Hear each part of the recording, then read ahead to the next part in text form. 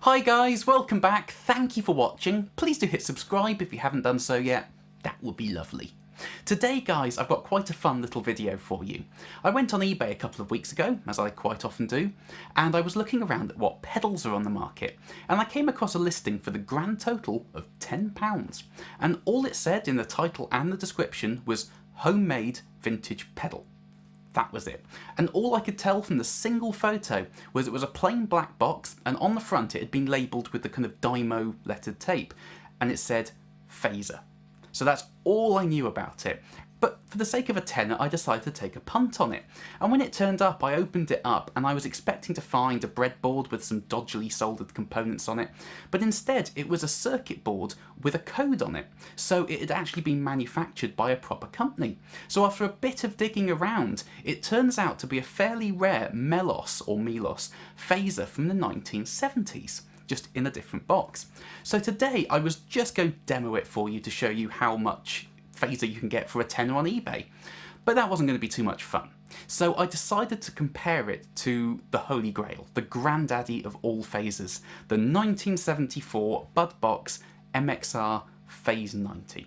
So this is just a very silly little video to show you how a £10 eBay score can compare to what is arguably the best Fazer ever made. So here we go.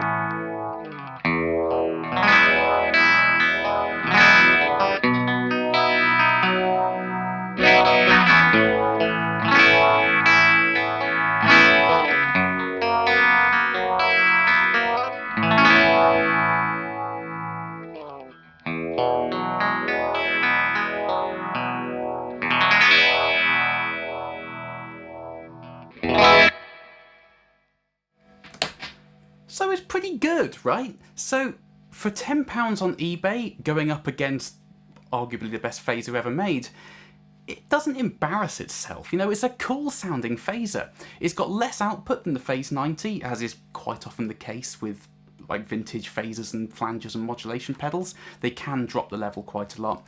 And the Phase 90 is much warmer in the low end, but that said, the Melos phaser has a kind of watery high end, so I would suspect that it has more stages of phasing than the Phase 90. The Phase 90 is 4 stages, I imagine the Melos is 6 or 8, so that's kind of where the watery high end comes from. But for £10, it's pretty good, right? So you can score some absolutely unbelievable bargains on eBay, and they stack up pretty well to some really cool pedals. So never discount homemade or pedals that have been rehoused or pedals that you don't know what they are.